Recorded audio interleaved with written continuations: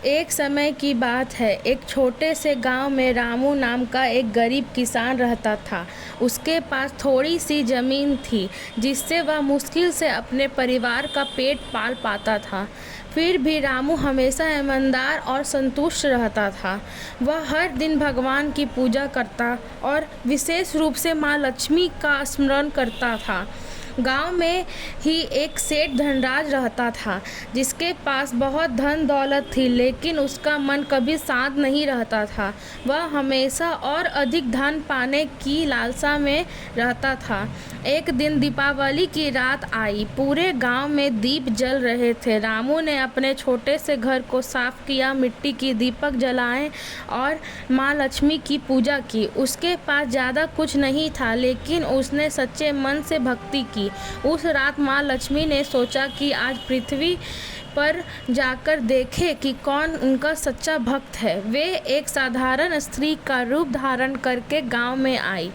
सबसे पहले वे सेठ धनराज के घर पहुंची।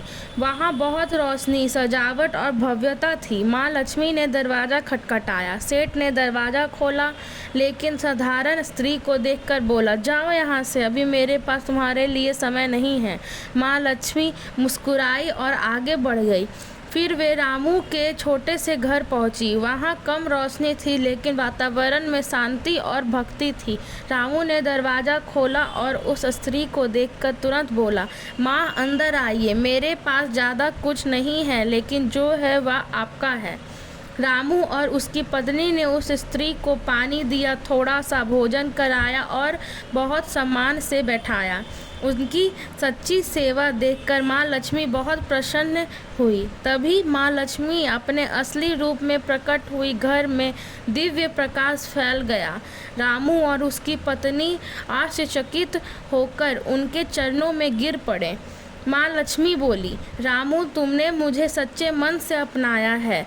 तुम्ही भक्ति और संतोष ने प्रसन्न कर दिया। आज से तुम्हारे घर में कभी धन और अन्न की कमी नहीं होगी। यह कहकर माँ लक्ष्मी आशीर्वाद दी।